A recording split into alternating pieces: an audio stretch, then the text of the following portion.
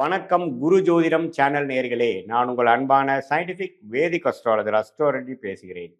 நல்லது நினைப்போம், நல்லதே நடக்கும். இந்த வீடியோவில் நம்ம என்ன பார்க்க போறோம்னா, மேஷ ராசிக்காரர்களுக்கு எத்தகைய ஜாதக பலன், எந்தெந்த கிரகங்கள் சேரக்கூடிய கிரகங்களாகவும் சேரக்கூடாத கிரகங்களாகவும் அமைகிறது அப்படிங்கிறத நம்ம பார்க்குறோம். என்னன்னு பார்த்தீங்கன்னா, நம்மளுடைய ஜாதகத்தில் காம்பினேஷன்ஸ் மூலமாக தான் கர்மா செயல்படுகிறது. என்ன காம்பினேஷன்ஸ்? ஒரு கிரகம் இன்னொரு கிரகத்தோட ஒரு 16-18 டிகிரிக்குள்ள சேரும் பொழுது, ஒண்ணுக்கு ஒன்று பக்கத்தில் இருக்கும் பொழுது, அது சேர்க்கை. இங்கிலீஷ்ல வந்து கன்ஜக்ஷன் அப்படின்னு சொல்றாங்க. சார், அது வந்து மேஷ ராசிக்காரர்களுக்கு, மேஷ லக்னத்தில் பிறந்தவங்களுக்கும் அது ரொம்ப நல்லாவே பொருந்தும்.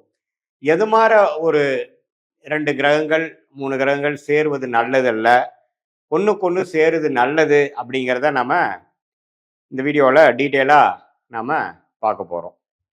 இப்போ பாருங்க,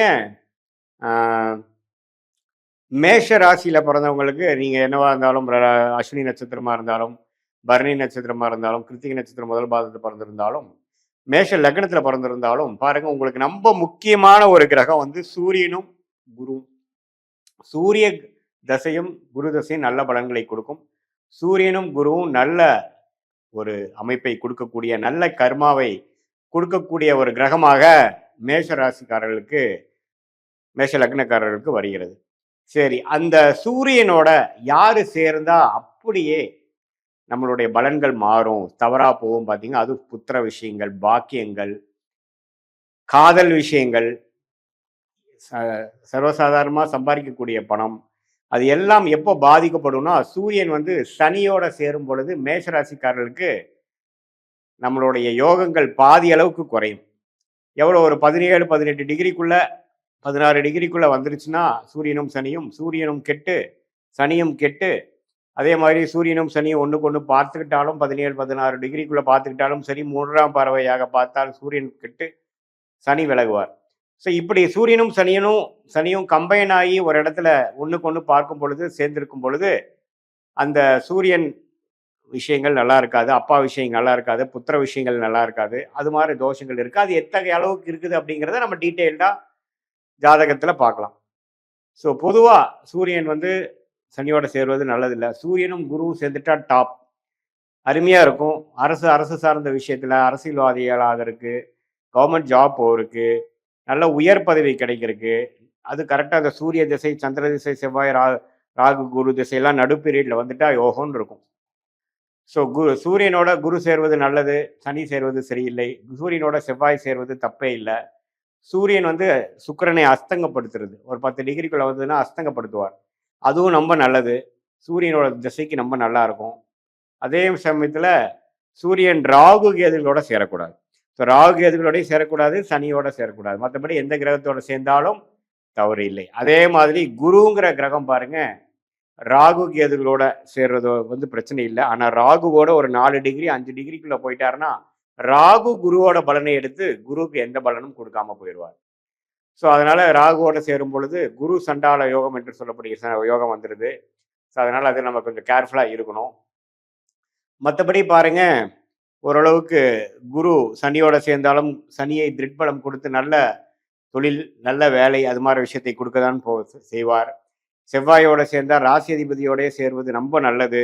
ராசி அந்த ஜாதகரே வந்து ரொம்ப சுகமாக வாழக்கூடிய, நல்ல வாழ்க்கையில் டெவலப் ஆகக்கூடிய அமைப்புகள் இருக்குது. குருவும் செவ்வாயும் சேர்ந்தால் நல்ல ஒரு அமைப்பு இருக்குது. அதே மாதிரி குரு சந்திரனும் சேர்ந்தால் சந்திரமங்கல் யோகம், அம்மா விஷயங்கள் ரொம்ப நல்லா இருக்கும். ஸோ நல்லா பல விஷயங்கள் வந்து வீடு, வண்டி, வாகனம், அது மாதிரி விஷயங்கள்லாம் ரொம்ப நல்ல ஒரு பெனிஃபிட்ஸ் வரக்கூடிய அமைப்புகள்லாம் வந்து கண்டிப்பாக குருவும் சந்திரனும் சேரும் பொழுது இருக்கு. குருவும் சுக்கிரனும் சேருவது தான் தப்பு. குருவும் ராகுவும் சேர்வது தப்பு, குரு சுக்கிரன் சேருவது தப்பு. ஏன்னா சுக்கிரன் வந்து கலத்திரக்காரனாக இருந்து குருங்கிற ஒரு புத்திரக்காரனோட சேரும் பொழுது 2 பேருமே தேவகுரு அசுரகுரு என்று சொல்லப்படுகிற அந்த ஃப்ரிக்ஷன் பிரச்சனை இருக்கிறனால 2 பேருமே பார்த்தீங்கன்னா ஒன்றுக்கு ஒன்று எதிர்மறையான ஒரு கிரகங்களாக இருக்கிறனால 2 பேரும் சுப கிரகமாக இருந்தாலும் ஒரு 10 டிகிரிக்குள்ள 8 டிகிரிக்குள்ள சேரும் பொழுது புத்திர விஷயத்துல கொஞ்சம் பிரச்சனைகள், தாம்பத்திய விஷயத்துல சில பிரச்சனைகள், திருமண விஷயத்துல சில பிரச்சனைகளை கொடுத்துருவார்.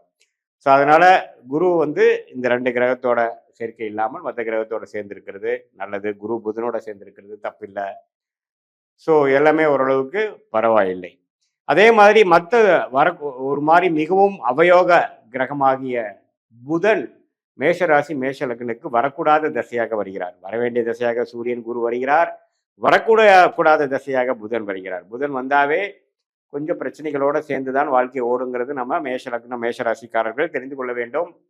ஸோ அது எப்படி இருக்கும் அப்படின்னு பார்த்தீங்கன்னா, செவ்வாய் வந்து புதனோட சம்மந்தப்பட்டுருச்சுன்னா ரிஸ்க். ஏன்னா செவ்வாய்ங்கிற கிரகம் ராசி அதிபதி லக்னாதிபதியாக வரும் பொழுது அவர் 6ஆம் வீடு அவருக்கு பிடிக்காத அவயோக கிரகத்தோட சேரும் பொழுது ஜாதகரே கொஞ்சம் விடந்தாவாதி மாதிரியும் அவர் கொடுக்குற ஐடியாஸ்லாம் கொஞ்சம் கரெக்டாக இல்லாத மாதிரியும் வம்பு வழக்குகள் அதிகமாக வாழ்க்கையில் சந்திக்கக்கூடிய அமைப்பாகவும் ஜாதக பிரகாரம் கொடுத்துரும். ஸோ அது இருக்கான்னு பார்த்துக்குங்க. மற்றபடி பார்த்தீங்கன்னா புதன் குருவோட சேர்ந்திருக்கிறது நல்ல அறிவு கூர்மை. புதன் சூரியனோட சேர்ந்திருக்கிறது நிபுண யோகம். புதன் சந்திரனோட சேர்ந்திருக்கிறது தப்பில்லை. ஆனால் சந்திரன் இருள் சந்திரனாக அமாவாசைக்கு அருகில் இருக்கக்கூடிய சந்திரனாக இருந்தால் புதன் பாதிக்கப்படுவார். புதன் சனியோட சேர்ந்திருந்தா மந்த புத்திக்காரராக படிப்பு விஷயத்தில் கொஞ்சம் சுமாரான அமைப்பு தான் கொடுக்கும். மெமரி பவர் கொஞ்சம் குறைக்கும். ஞாபகம் மறதி அது மாதிரி சில விஷயங்கள், லேக் ஆஃப் கான்ஃபிடென்ஸ் அது மாதிரி விஷயங்களாக கொடுக்கும். மற்றபடி பார்த்தீங்கன்னா புதன் வந்து செவ்வாயை காட்டிலும் ராகுவோட சேருவதும் தப்பு. கேதுவோட சேர்ந்தா கூட அது ஒரு வேற மாதிரி ஒரு நுணுக்கமான அறிவை கொடுக்கும். ராகுவோட ஒரு 5 டிகிரி 6 டிகிரி கேட்கும் பொழுது ராகு புதனின் அமைப்பை எடுத்துக்கொண்டு புதன் வந்து நல்லா இருக்காது. ஸோ புதன் திசை வந்து ஒரு பிரச்சனைக்குரிய திசையாகவும் உடல் உபாதைகள் அது மாதிரி விஷயங்கள்லாம் இருக்கும். ஸோ நீங்கள் மேஷ லக்னம் மேஷ ராசியில் பிறந்தவங்களுக்கு நல்லா பாருங்க புதன் எப்படி இருக்குதுன்னு நம்ம முக்கியமாக பாருங்க. புதன் திசையில கேர்ஃபுல்லாக இருக்கக்கூடிய அமைப்புகள் இருக்கு. மற்றபடி பார்த்தீங்கன்னா நியூட்ரல் பிளானட்ஸ் ஆகிய சுக்கிரன், அதுக்கப்புறம் வரக்கூடிய சந்திரன், அதுக்கப்புறம் வரக்கூடிய சனிலாம் பார்த்தீங்கன்னா ஓரளவுக்கு நியூட்ரலாக இருக்கக்கூடிய அமைப்புகள் இருக்கு. ராகுவோட சேராமல் இருக்க வரைக்கும் ஒன்றும் பிரச்சனை இல்லை. சனிலாம் கேதுவோட சேருவது ரொம்ப நல்லது. சந்திரன் சனி சேர்ந்தால் புணர்ப்பு தோஷம் ஆகுது. அம்மா விஷயங்கள் அம்மாவுக்கு தோஷம் அது மாதிரி விஷயங்கள் கல்யாண விஷயத்தில் கேர்ஃபுல்லாக இருக்கணும் அப்படிங்கிற மாதிரிலாம் வந்துடும். சுக்கிரன் வந்து சனியோட செவ்வாயோட சம்மந்தப்படும் பொழுது காதல் விஷயம் மூலமாக கல்யாணம் நடக்கிறது, காதல் திருமணம் அது மாதிரி விஷயங்கள்லாம் வரக்கூடிய அமைப்புகள் இருக்குது. அது எத்தகைய திருமணங்கிறது 7ஆம் வீட்டு அதிபதி எப்படி இருக்கிறார், அடுத்து வரக்கூடிய தசாபுக்திகள் எப்படி இருக்குதுங்கிறத வைத்து நாம் துல்லியமாக சொல்கிறோம். ஸோ பொதுவாக இந்த மேஷ லக்னம் மேஷ ராசியில் பிறந்த நீங்கள் உங்களுக்கு எந்த மாதிரி கிரகம் நல்ல வரவேண்டிய கிரகமாக வரவேண்டிய தசையாக வருகிறதுங்கிறது தெரிஞ்சுக்கிட்டோம். குருவும் சூரியன் அது யாரோட சேரக்கூடாதுங்கிறது தெரிஞ்சுக்கிட்டோம். அதே மாதிரி வரக்கூடாத திசையாக எந்த கிரகம் வருகிறதுன்னு தெரிஞ்சுக்கிட்டோம். அவர் யாரோட சேர்ந்தால் நமக்கு இன்னுமே பிரச்சனைகள் கொடுப்பாரு அப்படிங்கிறது தெரிஞ்சுக்கிட்டோம். ஸோ எது மாதிரி ஒரு ராங் காம்பினேஷன் வந்து நல்லதில்லை. யோகங்கள் பார்த்தீங்கன்னா குரு சந்திரன் சேர்வது ரொம்ப நல்லது, குரு செவ்வாய் சேர்வது நல்லது. அதே மாதிரி குரு எந்த ஒரு கிரகத்தோட சேர்ந்தாலும் நல்ல விஷயம். ராகு சுக்கிரனோட மட்டும் அவர் வந்து விலகி இருக்கிறது நல்லதுங்கிறது நம்ம இந்த காணொலியில் தெரிஞ்சுக்கிட்டோம்.